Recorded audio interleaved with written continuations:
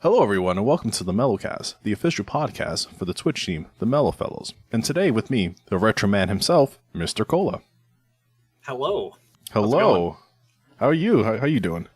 You know, not too bad. It's a Sunday. It's been kind of a quiet Sunday, but got to do a little bit of gaming. My nephew's actually up for the weekend, so I've been kind of playing games with him on and off. He's really a big fan of Pac-Man, and for some reason, I'm the only place that he knows of that he can play Pac-Man. So, Oh man, favorite uncle, huh? Yeah, well, we have plenty of video games and whatnot, so he likes coming here and chilling with us. Oh, I bet. I remember when I was a kid, I always used to go to my uncle's house because he always had like the newest games. This is, back in the PS1 era, Oh, sure. I used to play, man, what was it? Road Rash. Was it Road Rash? Was it? Or Road Dash? Well, yeah, Rash, like the motorcycle game where you beat each other up, or the other players up. Oh, there was one on the Genesis. There's a couple on the Genesis actually, or the Mega Drive, depending on where you're from. Mm-hmm. The 3DO has a really good version of Road Rash, actually. Really? Yeah, it's one of the better games on there, I think. Really decent 3D, fairly fast scrolling sprites, and it's fun. I would give it a try if you're ever around 3DO. Yeah, I mean, how often do you get to play or ever see a 3DO nowadays? It's got one behind me. Oh man, yeah. Forget you're the retro guy. You're the man for the job. Oh yes, I've been into retro games for as long as I can remember, partially out of necessity when I first started. Really? Tell me more. Well, I mean, it's kind of one of those things where when you're younger, you only have so much money. So the thing is I could go to garage sales and get games that were older for cheap. Like, let's see, I think one of my first retro gaming memories, and it wasn't even really that retro then, this would have been around 2002. So I would have been maybe 13. But I remember going to a garage sale and picking up a Super Nintendo with like 40 games for $30. Oh, that's a steal. Yeah. People would, they would kill for a deal like that nowadays. But I got every Mario game that was on the platform, including like weird ones like Mario is Missing and let's see, Mario's Time Machine and stuff like that. But they had Super Mario RPG in there, all the Donkey Kongs. It was a find. I don't think I've ever had a find quite as good. Well, maybe one or two others, but that one definitely I remember. But that it kind of kickstarted like, okay, I can play Super Nintendo now. And then of course I wanted to play Genesis because I kind of grew up with that. So eventually I started picking that stuff up. And it was just one of those things where you could get it for cheap.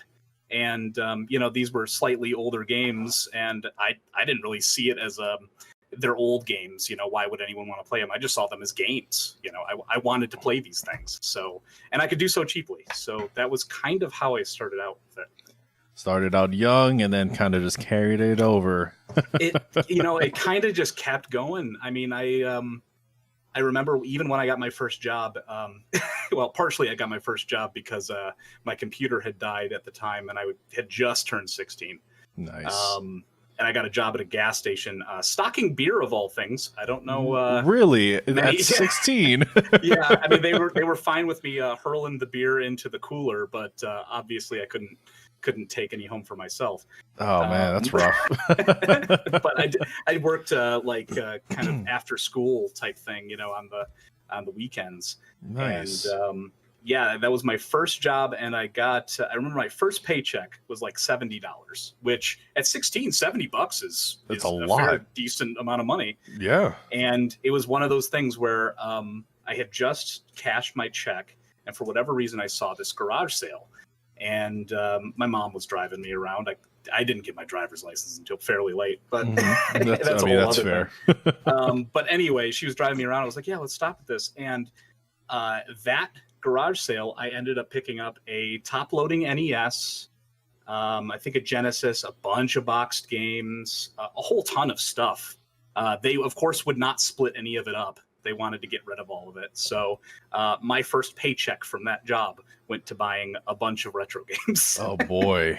So, it's just kind of something that's always been there. There was maybe a couple of years when I got really into PC gaming and LAN parties where it took a little bit of a back seat.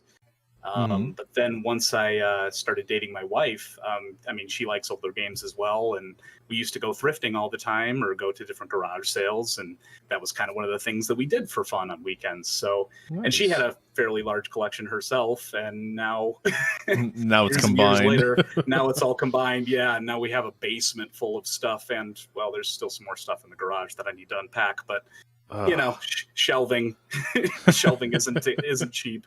So you have your own little museum downstairs just waiting to be created. It's pretty nuts at times. I hate moving at all because I just moved about 2 months ago. Wow. And man, moving a game collection of a certain size is a pain, especially when you only have a couple of people to do it. So yeah, I can only imagine. I feel your pain, right? So me being the person I am, I move around so much because of my job, right? Okay. And man, I always had to pack light because, you know, you can only grab so much. And this was before I had a car, so I had to, you know, fly around with all my stuff, and that was rough. Man. Oh, tell me about it. Yeah, because I'm originally from Michigan. Okay. And I lived in the same small town for years and years, pretty much all my life until I was about 28. And then I got a job in the Chicago area and kind of just flipped the table on my life and, you know, moved, you know, across country. So that move sucked. And then, of course, we just had to move again a couple years after because the place that we were at, unfortunately, had some like flooding issues. And that's, of course, where all of my retro stuff was. So I hadn't actually seen my retro stuff for a while. Nothing got hurt, thankfully. Okay, good. Good. Aside from my Neo Geo cabinet, maybe taking a little water that had come in, but nothing too bad. Nothing that wasn't like repairable, I guess. Yeah, well, it's kind of one of those things where it's over with, and it's not completely structurally unsound, but you can tell that it definitely took water. Right. But yeah, so most of my collection, because of that, has been kind of in storage. So it's nice to have it all out again. But even though moving it all sucked, but my new place is much better. There's a sump pump here, and the landlord here seems to actually care about things like leaks. So we'll see. But we'll see. So far. Well, that's awesome, actually, because man, I can just thinking about the amount of games and electronics and systems that you have potentially, right? To be able to move that from point A to point B to point Z and still maintain its integrity, you know, or at least hopefully the you know, Neo Geo is fine, but yeah. Well, I mean, the thing itself still plays. I mean, I plugged it in; it's fine. That's all that matters, right? Yeah, exactly. The board. I mean, the boards in those things. So I have my cabinet for that. It's not a traditional big red, unfortunately, or a candy cab. I'd love to get one day. Right. But the Neo Geo I have is actually a conversion of a game called Kung Fu Master. Oh, I've heard of it. Oh, yeah. So what operators used to do is they used to essentially take older games, gut them, and then put different conversion kits, you know, into those games. And there's a ton of that with the Neo Geo stuff because you could take an underperforming game, swap out some marquees, add a different control panel, slap in a board, and you're good to go. You know, and you have the brand new hottest thing out. Nice. So it was very, you know, very popular to do that, but that's what happened with my cabinet. There's even like Data East stuff on the back because that's who produced Kung Fu Master. But yeah, so it's a wooden cabinet, and the board in there, the Neo Geo board, is actually mounted to the right side of the cabinet, and it's a little ways up from the bottom. So even if it took an insane amount of water, you know, it would take a while for it to actually get to the board or do any damage. Well, so, that's good. That's good. Protection is always good. Yeah. Oh man. So how long have you been streaming retro?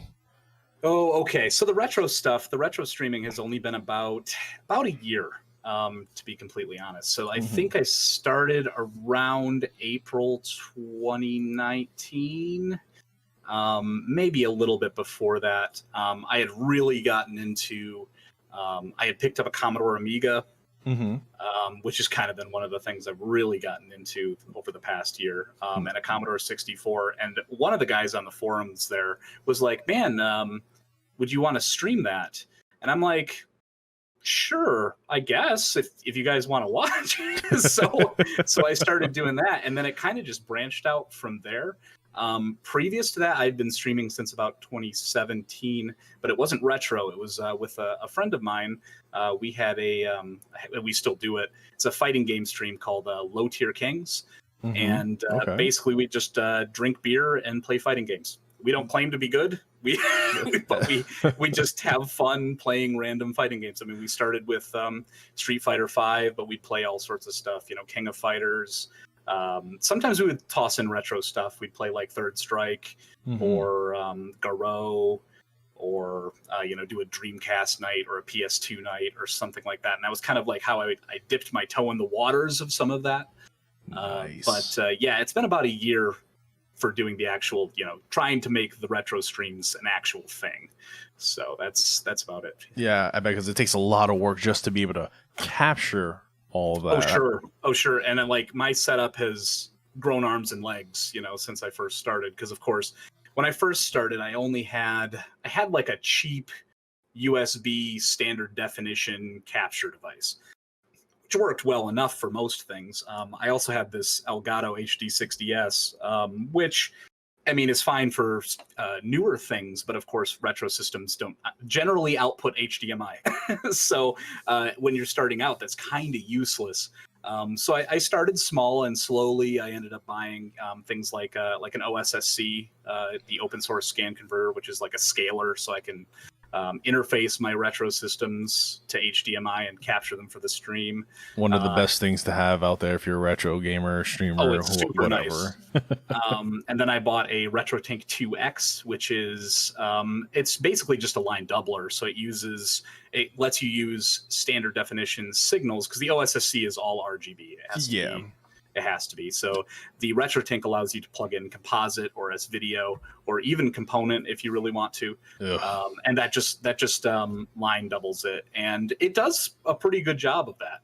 And it doesn't really introduce any lag either. So that's also a very nice. That's actually pretty interesting, because I know a lot of tinks out there produce some type of like 1 millisecond, 2 millisecond lag. I'm sure there's very little, but it's not like certain scalers, man. They introduce variable lag, which is even worse than I'd rather have consistent bad lag than variable. Exactly. But the thing is the other thing I do too now, I generally split my signals. I have a SCART splitter, so I have the ability to look at a CRT and see it real time and not have any lag, only the lag that a console going to a CRT and the button presses between my brain have, I'm not worried about, what the scaler is doing. I just want it to look good for the stream. Right. So, yeah, of course. I generally do that, or I have, I capture my old Windows 98 PC with like a VGA splitter. So I look at a CRT and the stream gets to see, the split off VGA signal going through the OSSC. So I've kind of eliminated like caring about if my scalers have lag generally, which is nice. So yeah, well, I mean for me, like for a speedrunner, I always need to worry about any type of lag that might happen, because then I have to mentally adjust. Absolutely. Button pressing and future proofing myself, and because I remember I was playing on composite using, what was it? It was AV to HDMI converter that I had, and I plugged it in, and I didn't realize at the time that there was any type of lag when I was doing speedruns, until I switched over to a CRT, and I was like, wow, this feels instant compared to what I saw on my monitor. I'm like, well, so there was lag going through the converter, and then there was lag going through my capture card. So I was getting double lag, and it really threw me off, but I was able to kind of mentally compensate for it. And then when you kind of can. You kind of can once you start doing it. I mean, it's funny because now I'll, even something like the Switch, like the built-in Super Nintendo or NES content that's on there, it'll take me a few deaths in like something like Super Mario World to really adjust myself to even that amount of lag, because I'm so used to playing on CRTs. It's horrible. I've kind of ruined myself in a way. But it is what it is. You can play to it right after a certain amount of time, but it's a thing. It's a big thing, especially in the speedrunning world, which I am no speedrunner whatsoever. Yeah, that's my side of the world, man. Something I have to worry about all the time is, okay, is this going to cause me any type of discrepancy whenever I'm, speedrunning something? Is the console going to run faster, or like there are a lot of little things that I need to worry about to make sure that everything comes out legit for validation purposes, of course. Oh, definitely. I mean, and I have a massive amount of respect for people who do that, because it's a lot of time. And as you're saying, you're thinking about all those things. Normal people, when they're playing games, don't think about that kind of stuff. They don't have to worry about it. But doing some feats like doing speed running is definitely a thing that requires more effort. So my hat's off to you and other people like you to do those things. Yeah, it's rough, man. Like, I remember we were talking when I first actually went to your stream. I had noticed that you were doing a lot of retro stuff, and I was throwing questions about what's your setup like for this, and how do you are you using the OSSC? What do you know about it? How can I do better? And like, I remember like that was my first interaction with you, and that's kind of how we bonded. Sure, yeah. I mean, the struggle is real, right? And there's definite bonding in the pain, right? Yes, yes. So, but I see some of that's kind of fun to me, weirdly, like trying to figure out how you can make these things better, or how you can interface, stuff that was never meant to do any of this, with, that's true. With modern technology is insanely cool. To me, and doing things just because you can do them is all the more. I'm all for that. Oh yeah, I'm all for just doing stuff for fun. So yeah, I love that we're able to showcase the retro life and the modern life. Yep. Because nowadays you can't even find a S-video on the back of your TV, or any type of composite RCA or whatever. Like, you can't find that on most high definition type TVs, and it kind of hurts, because you want to be able to show this to, like, friends and family, especially hopefully one day when I have some kids. I'm like, listen, you're gonna play some Super Nintendo, you're gonna love it, all right? Oh sure. Yeah, exactly. I mean, there's that whole preservationist aspect to it, which is a thing, but also you want to share this kind of stuff, because I mean, you obviously care a lot about what these things bring to the table, and exactly. And you want to make sure that you can share that, generations to come. What I feel bad about is kids today with how games are as a service. Oh. Unfortunately, in 20 years, I'm not sure if you'll be able to play Fortnite as it is today. You probably won't. Yeah. Unless somebody has been clever and backed up some server architecture somewhere. But yeah, that whole thing kind of, it makes me sad a little bit for some of the newer generations that these games are going to be just as important to them. The current games are going to be their retro, right? Yeah. And it's even 10 years ago. Something like Scott Pilgrim versus the World, the game. Yeah. It's an awesome game, but it was a licensed property. They lost the license, and now it's delisted. It's sad. It's sad, and you can't play it unless you resort to something like piracy or hacking your Xbox, or happen to have it downloaded. Yeah, somewhere. So pirates. Yeah. Well, see, I'm all, to a certain extent. Hats off to the pirates, because they are the ones preserving a lot. Yeah, I mean, without them, we wouldn't really have a lot of the content that we have out now. And, absolutely. I mean, not that I'm promoting piracy or anything. We don't condone to that, but no, of course. I mean, where the original creators are involved and where the original creators can still profit from their stuff, absolutely. Give the creators their due. But there's a percentage of, this stuff would be lost otherwise, and it's a gray area. It is, but my hat's off to them for keeping things alive where they have been able to. Yeah, so. I mean, man, talking about piracy. I mean, I can see it, a couple of years from now down the line, right? Because a lot of games nowadays are bought via the digital store, right? Yeah. So you're not actually owning these games; you're owning the licenses, right? But what happens if they pull the license? Well, exactly. What happens then? Like, are you just gonna play a game? Well, you hope that whoever you got it through's store is handling that in a positive way. So somebody like Valve, they've been especially good at that. Even when stuff gets delisted from their platform, you can still go and download it if you still own it. There's things, I forget which games I have, but I've seen it where other people cannot go buy that, but I can still download it because it's part of my library. Right. But on Xbox, I bought Scott Pilgrim vs. the World. I cannot go and re-download that, unfortunately. I've tried recently, so it's just dependent on how the store or the people want to handle that type of thing. Man, just the thing about that. Imagine calling Fortnite a retro game. I mean, it just takes time, man. It's all it takes, I mean, Counter-Strike just turned 21 years old.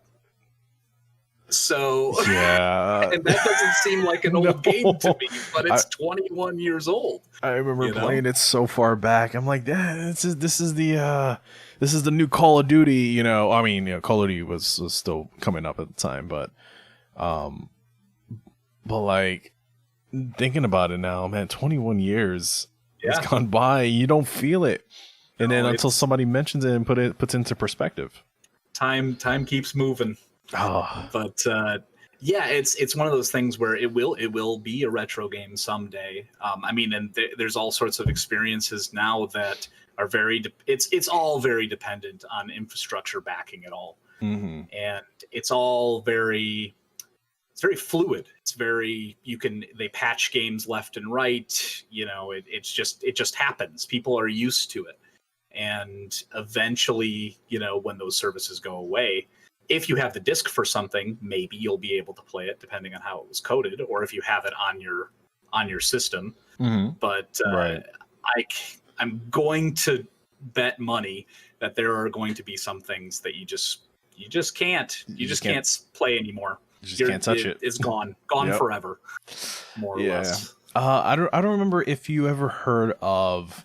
It was this game on PS4. It was called PE. Silent Hills was its other, I think, nickname, right? Yes. You're talking about the playable trailer demo, I think it was. Yes. Referred to. So good. I never got to play it because I generally survival horror games aren't really my thing. I mean, kind of horror things in general for me aren't usually too much of a thing. But I remember it looking really good, like seeing screenshots and being like, okay, that looks insanely impressive. Like it looks like a pretty realistic depiction of a home that you're going through. Yes. And that project got canceled, correct? I think that had some involvement with Guillermo del Toro or something to that effect. Yes. And I was so upset that it got canceled because it had such a good story behind it. Everything about it was so good, right? And I remember I had downloaded it, played it, and I was like, okay, it was okay. Played it a couple of years later, when they actually took it off the store for download purposes. I remember I looked back and my purchases on what I had on my account, and I noticed that I still had it, because I was able to download it, and I downloaded it, and I was surprised I was still able to play it.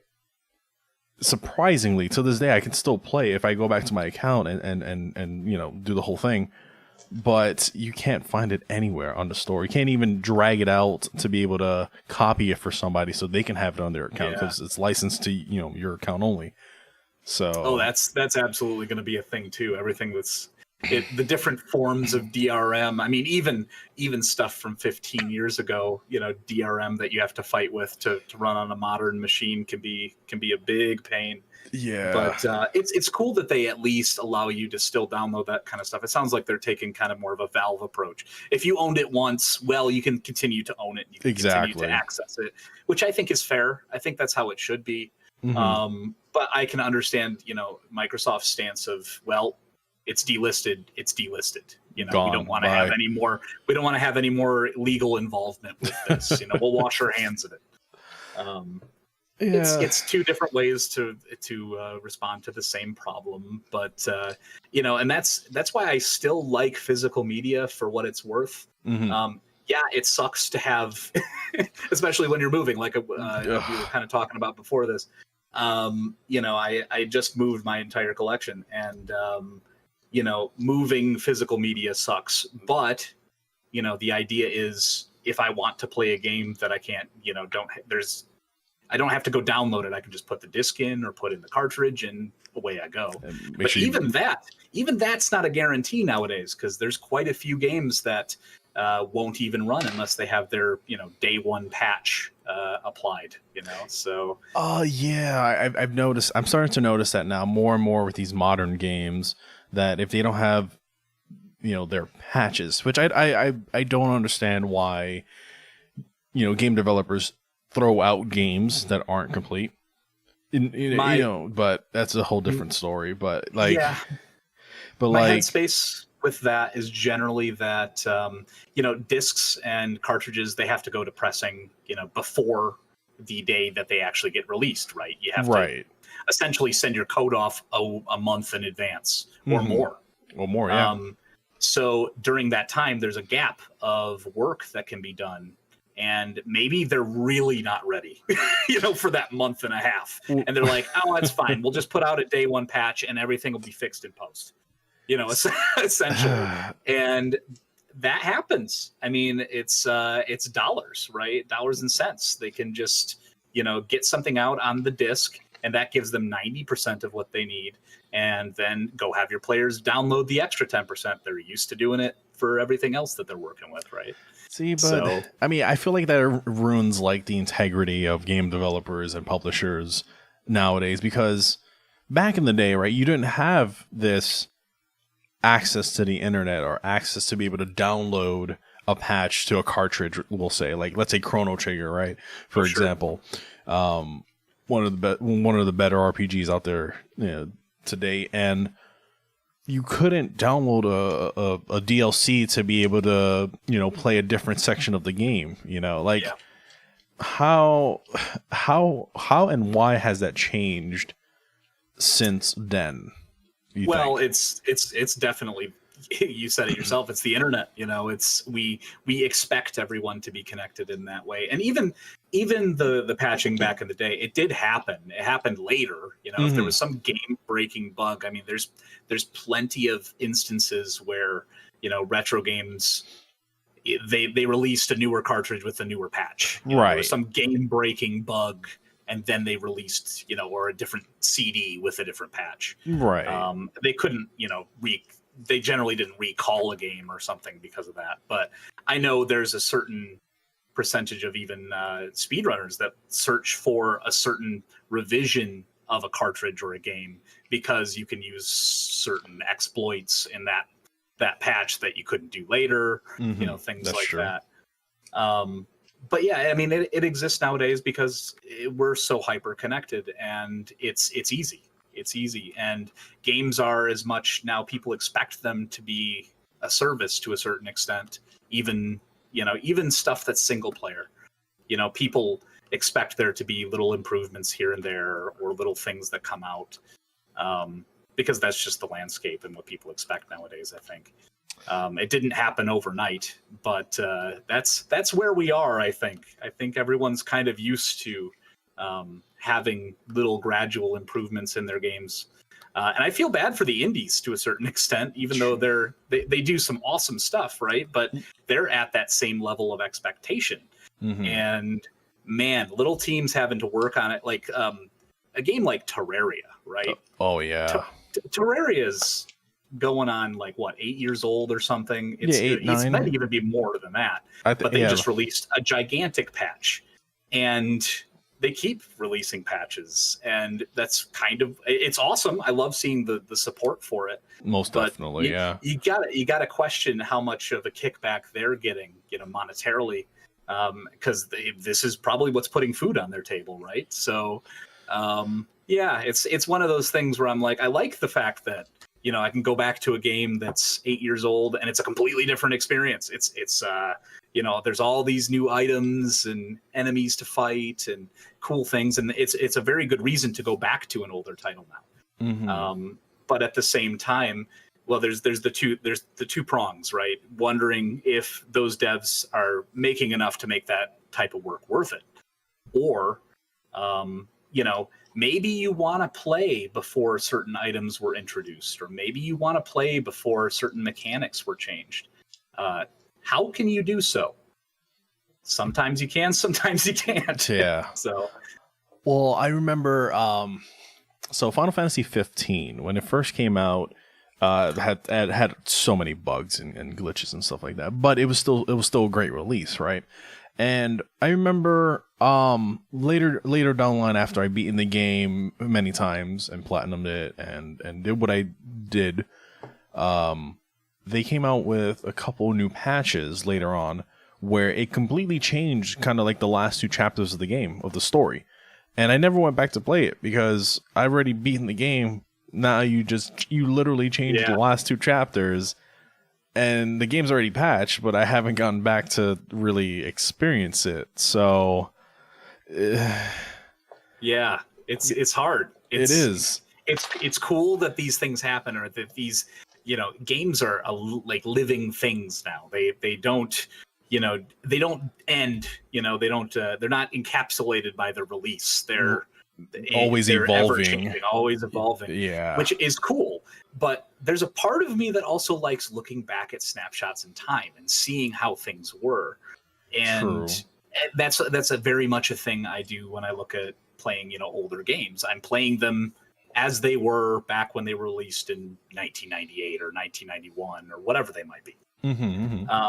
And going forward, it's going to be interesting to see how much preservation effort is happening from the companies or from other people to preserve those types of things. I don't know. We'll see. We'll see, I guess. We'll see, because, man, you won't see. There'll be a time where there won't be any retro game stores anymore, right? Just think about that for a second. There won't be any more Super Nintendos you can buy. There won't be any more Sega Genesis, any Neo Geos, any Sega Saturns that you can't buy anymore, because they just won't be around. They'll either be destroyed, or so many people have them, don't want to give them up, or they're just non-existent anymore. Some of these things, I think that for it to be completely inaccessible, you're probably talking a significant amount of time. You're talking at least 50 plus years into the future. Yeah. Because, I mean, even now, a lot of the systems are starting to show failures with capacitors, or just things age. I mean, it's just what happens. Of course. And, but a good deal of people who do own these things are taking the efforts to recap, what they have, or, preserve what they have and take care of it. And I think that's going to continue. And it's great that there's things like the Mr. FPGA project. There's a number of FPGA projects. I've seen that, yeah. Recreating hardware essentially at the hardware level, recreating what exactly, the systems did. Right. Hardware simulation instead of emulation. It's still kind of emulation, but it's just a different way of going about it that can be much more accurate. And I think some of that stuff is going to gain more and more popularity as time goes on, because there's a good deal of people that just don't want to have to deal with the old stuff. They don't want to have to put in the time and effort to make it interface with new stuff, as we were talking about. That's a barrier to entry as is. Yeah. Maintaining the media, keeping the space for the media. It's a process. If I was getting into retro games today, I don't know if I'd bother with physical stuff to a certain extent. It's so expensive too. That's another huge part. Well, like you're saying though, they're not really making any more, right? So the supply is finite, and a lot of people our age who are still into this kind of stuff have some disposable income, so that hikes up the prices, because they're like, yeah, I'll spend $190 on Earthbound. I want that. And then the next person's like, well, that one sold for $190. Let's try $200. And then somebody will buy that, and then it'll just keep stacking. Yeah, and I mean, it's kind of one of those things, right? Yeah. But I think, like anything else, the cost thing, I only suspect that, aside from a few, holy grail type titles, eventually the bottom's probably going to fall out of that, like baseball cards or comics or anything else. Once everybody gets past a certain age, then no one cares about it, and then it gets cheap again. It's sad. It's sad. So what would you recommend, right, for somebody who is starting out in the whole retro scene? What would you recommend? Would you recommend them to get a couple of cartridges, some CDs, and some consoles, and start collecting? Or are there any other alternatives? You really got to think about your goals. You got to think about what you want. Do you just want to play the games? If you just want to play the games, then emulation's not a bad place to start. I mean, it's very accessible. You can get a lot, and all you need really is any sort of machine, computer that has been around for the last 10 years, and it'll probably play a majority of the retro systems, that you could possibly want to. If you really want to experience the hardware as it was and have the physicality of it and everything else, you gotta kind of start small.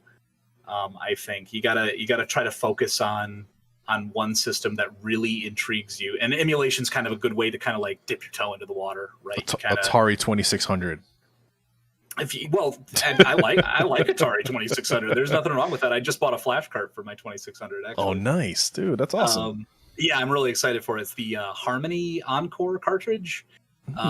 It does up to, I think, 512 K games, which is insane, because most Atari games were like 8 to 4K. Yeah, I was gonna say. But some of the homebrews are starting to push up to like 128 and 256, I think. Oh, that's awesome. And there's so much crazy stuff going in all the different homebrew communities. But I mean, and that's the other thing. I think if collecting's not your goal, that's another thing that's nice about living in the modern era is flashcards. So if you find a system that you really like, you emulate something, you're like, man, I really like these games. I want to get an actual console.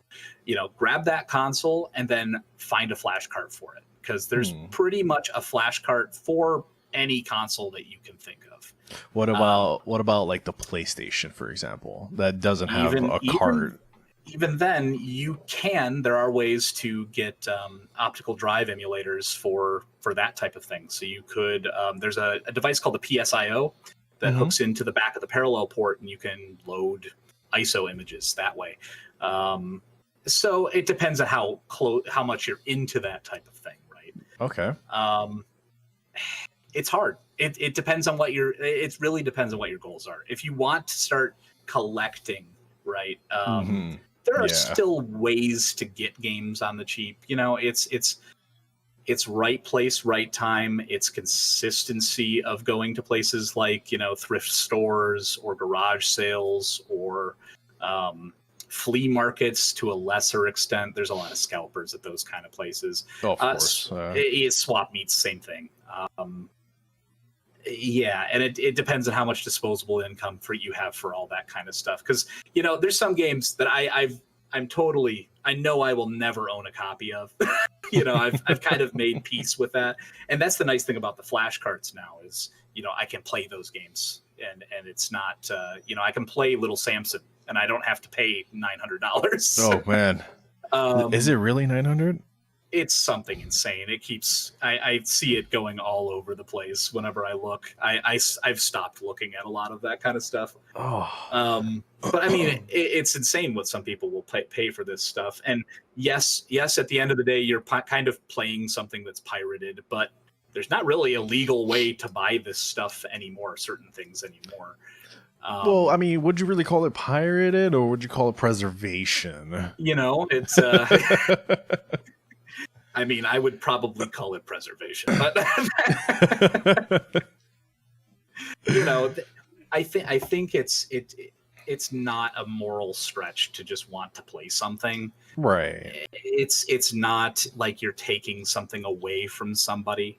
I think that's where I have a hang up. If you're taking something away from somebody, or if it's their livelihood, like pirating an indie game, nowadays it's like, that's wrong. You are actively this person has poured their life and soul into this, and you're taking that away from them. Exactly. And often those games are so cheap or inexpensive that just don't go out to lunch one day and you can easily afford 5. Yeah. So, but yeah, if you're just starting out, man, it's a hard world. Especially now with the new reality of all the pandemic stuff, because it's harder to go out. So I think that's why you're starting to see some costs on like eBay and stuff rise, because people are cooped up. They have a little bit more income because they're not doing anything else other than staying home in general. Of course. And they're purchasing stuff online, and it's tough. Oh yeah. I guess that would be kind of my general advice, though. It's pick a point where you want to explore and just kind of go from there. Start small.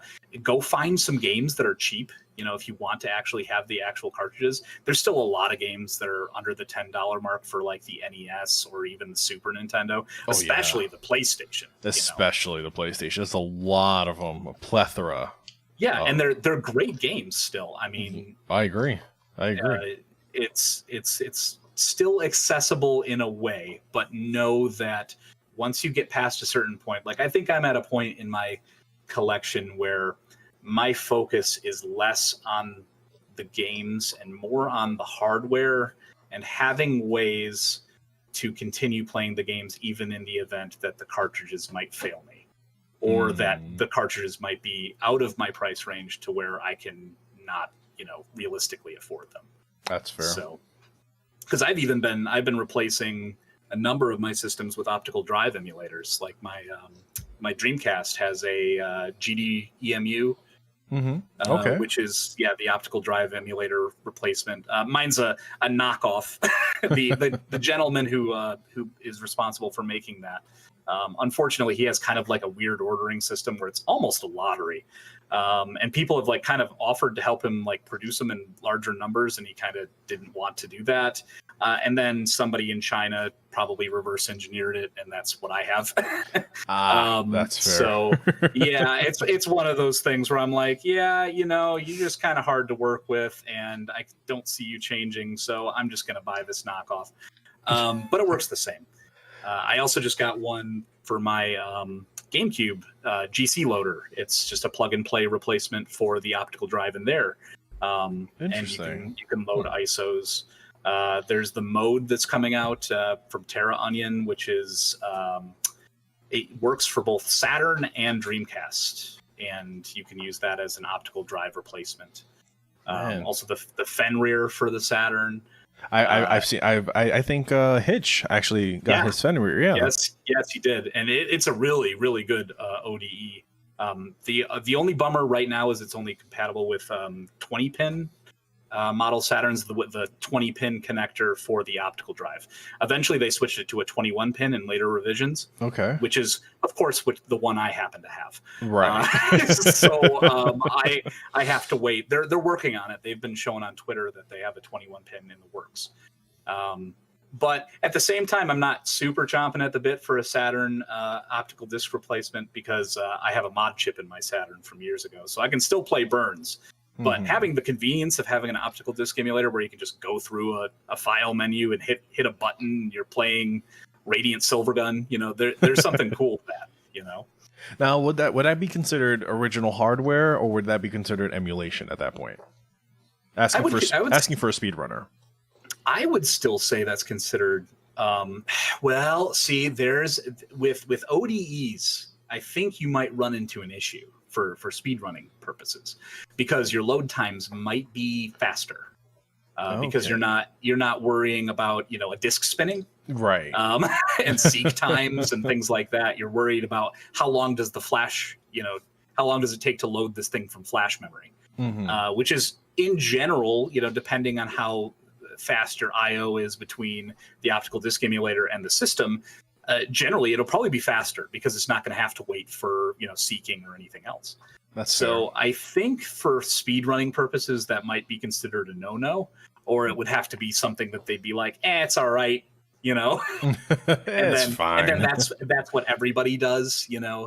Everyone's okay with that being a thing. Okay. But I could see that shaving off some seconds, in the loading department. But for my purposes, I consider it like real hardware because you're just to me, it's like replacing a hard disk. It's replacing. It's not anything different. Right. It's not. It's still using the original hardware in the original way. It's not beefing it up in some way, like slapping on some sort of different graphical processing. Exactly. Yeah. That high defifies everything and takes away everything else. Because you're still using the actual system itself to play the game, right? All of the oomph as far as rendering and the game logic is all being done by the console itself. So I would still consider that real hardware. Well, that's good to know, so that I have that in the back of my head later if I do decide to run some Saturn games, which I might actually start at some point in the future. Nice. I love the Saturn. There's so many cool things, especially if you look at the Japanese library. There's just a wealth of different games on there. All right. Any RPGs on there? Oh, there's a fair number. Of course, there's Panzer Dragoon Saga. I think there's a Grandia game on there. Ooh, nice. Shining Force. There's a couple of Shining Force games. Not a huge RPG buff. I liked them for a time. Like when I was a teenager, I played more. But nowadays, it's just there's so large time sinks that it's kind of hard for me to get into them nowadays for whatever reason. I see. Yeah, I'm huge on RPGs because I growing up as a kid, I really couldn't buy so many games growing up, so I had to make them last. So I always looked for the games that had more than one disc.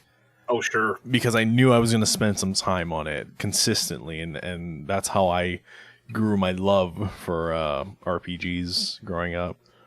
Oh, that makes sense. I mean, I do, PS1 era is probably where I was the most into RPGs. Oh yeah, Final Fantasy VIII is actually my favorite Final Fantasy that's on there. Oh, it's the JRPG boom era. Yeah, I mean, it was insane how many RPGs are on there. Legend of Gaia, I remember really liking that. Yes. Oh, so good. Really interesting battle system.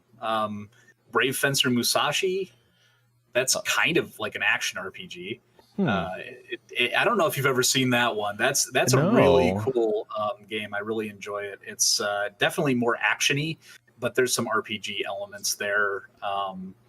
And it's a SquareSoft game. It came with a Final Fantasy VIII demo, which is why a lot of people bought it. Interesting. Okay, I might have to look into that one then. I would highly recommend. I really like Brave Fencer Musashi. Threads of Fate is another one I remember. Okay, that's a good one. Yeah, I think that's more actiony too. Yeah, definitely. But yeah, the PlayStation era was definitely where I spent most of my RPG time when I think about playing RPGs. That's it definitely has a place in my heart for my life. That was like majority of my life was on the PS1 SNES era time. Yeah. Because it was a good time. It was like I told you, I was going back to my uncle's house a lot consistently, and he had a whole bunch of RPG games there and just so many PlayStation games all over the place. And that's why I always loved going to my uncle's house. Yeah, it was a good time. I totally understand. I'd like to go to your uncle's house too. Yeah, he's got it all. I'm telling you, we can go in there and we can just play everything. I remember Tekken 3 had just gotten released. Oh man, showing my age now. Tekken 3 just got released, and it was oh man, I had a blast. I was a big Jin main. Okay. And I had a good time. Definitely had a good time with Tekken. Still one of my more favorite fighting games to this day, Tekken 3. So I've heard I have a couple of friends who are super into Tekken. I've played very little Tekken. 3D fighters to me have always been kind of weird. For some reason, like I know they're fighting games, but they operate completely different than say like a Street Fighter or King of Fighters or something like Marvel that. vs. Capcom, any of that kind of stuff. That's not to say that they're bad. They just never have really meshed with me, except for Soul Calibur. Soul Calibur, I definitely love. I actually just got Soul Calibur 6 the other day. It's very good. I really like Soul Calibur 6, and the character creation system is awesome too. Interesting.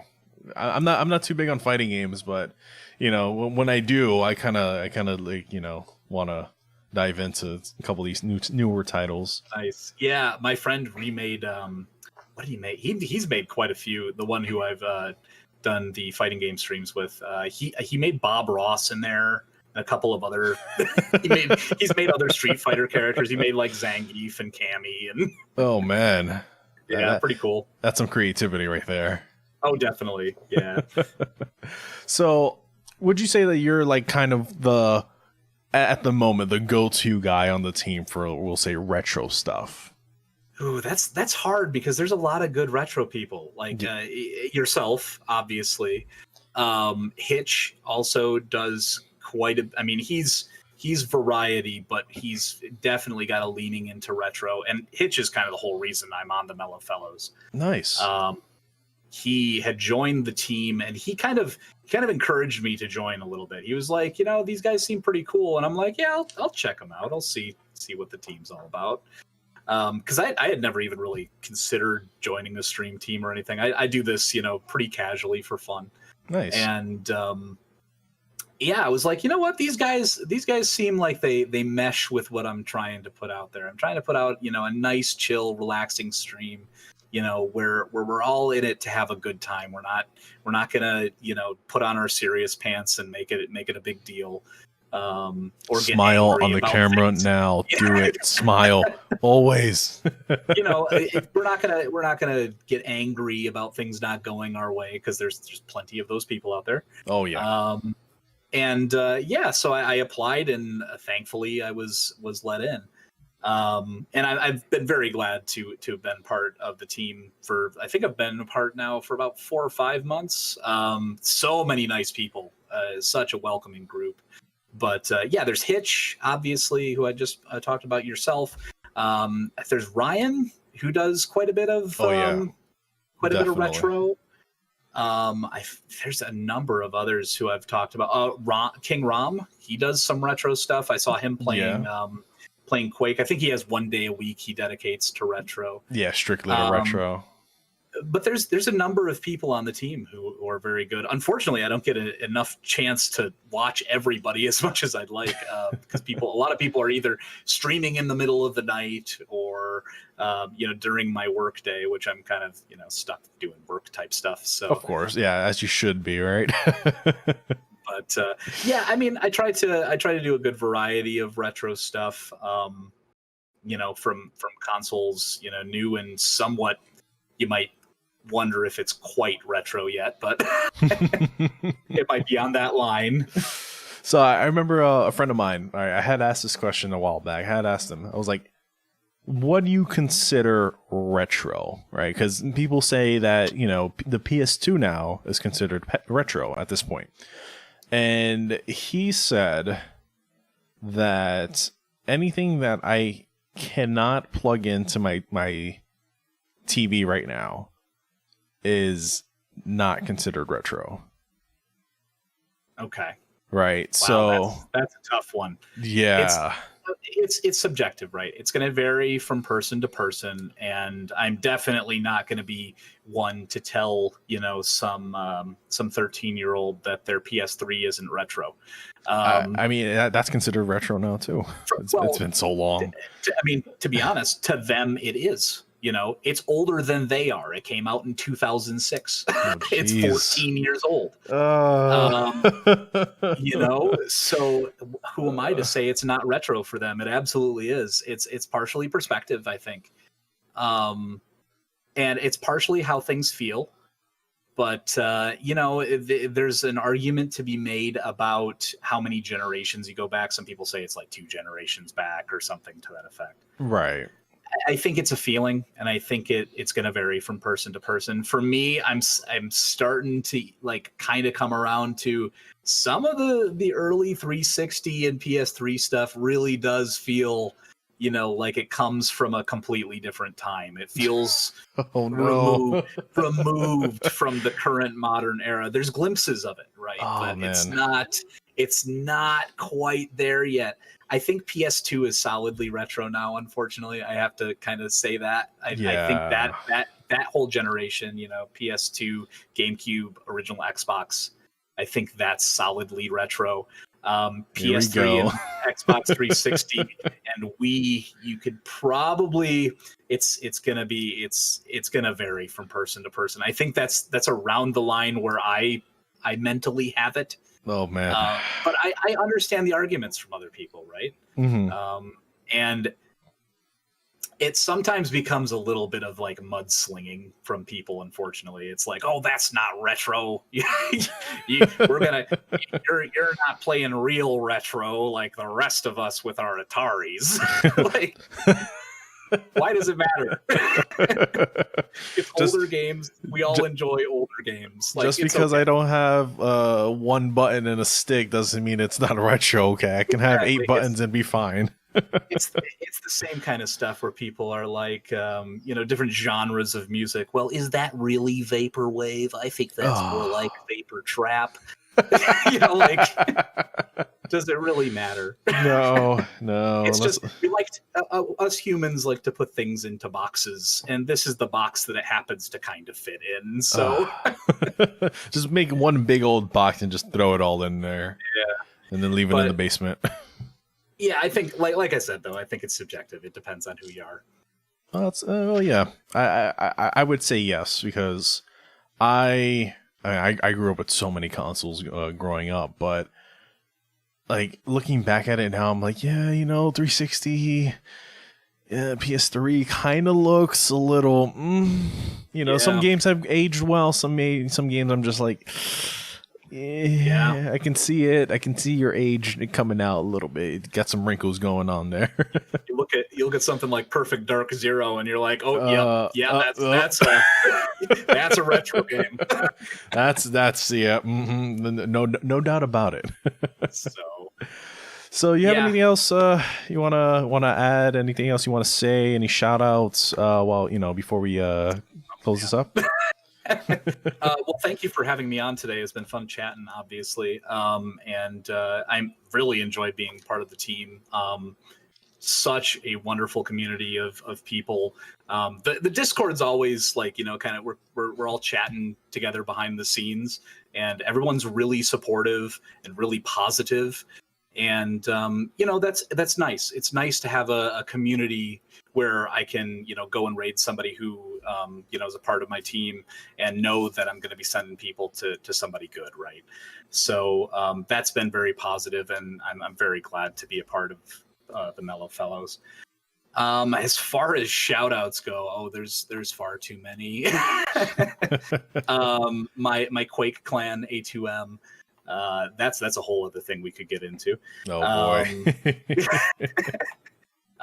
Let's see here. The Commodore 64 and Amiga Discords.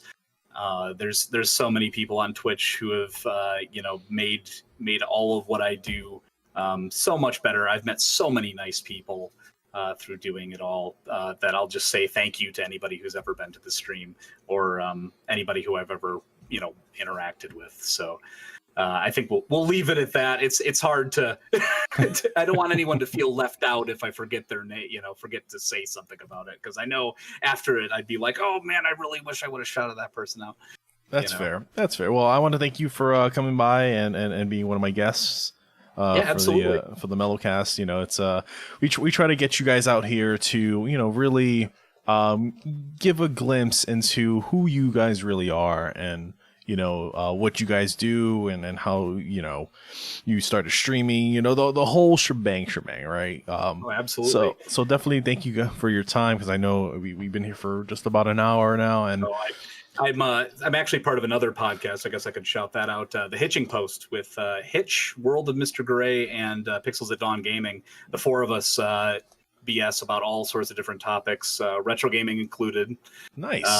But sometimes those podcasts go for a good 3 hours. So I am no stranger to rambling on for an hour about different things. So. Well, that's awesome. That's good to hear, because I know Hitch is also part of the Mellow Fellows too. So we'll definitely get him. We'll definitely get him on board. Hopefully, some in a future episode.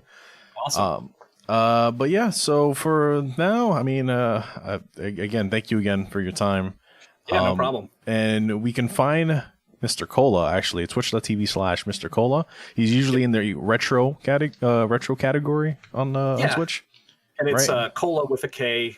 In case I don't have an underscore. No, I sometimes randomly do an underscore, but I'm glad I didn't do that for Twitch, because that helps people. Oh yeah, a lot. not putting an underscore in there, but yeah, I play all sorts of different retro stuff, from really old, Atari 2600, Apple II, all the way up to, I probably would say my cutoff. I haven't done a PS3 stream. I've definitely done some Dreamcast. I've done Xbox for sure. A little bit of PS2, so and GameCube, of course. So that's probably the era. But I also do classic computers. I have a Windows 98 machine that's got a Voodoo 2 in it, a Pentium machine that's more for DOS stuff, Commodore Amiga, Commodore 64, a ZX Spectrum. Nice. Which is not something you see too much in the States. Yeah, exactly. So I'm kind of all over the place. So if you guys definitely want to get your retro fix in, definitely come check out MrKola at twitch.tv/MrKola with a K. Yes. And definitely if you ask him, he will show you every one of his consoles live on stream. Zero, just definitely gotta shout that out for sure. Yeah, if you're curious about something, I want to show it to you. It's you're coming to watch me. Yeah. So you're giving me your time. I mean, the least I can do is give you my time and show you the stuff that you want to see. Yeah, his stuff is amazing. Definitely go check him out. But yeah, thanks again, and we'll see you next time. Sounds good. Have a good one.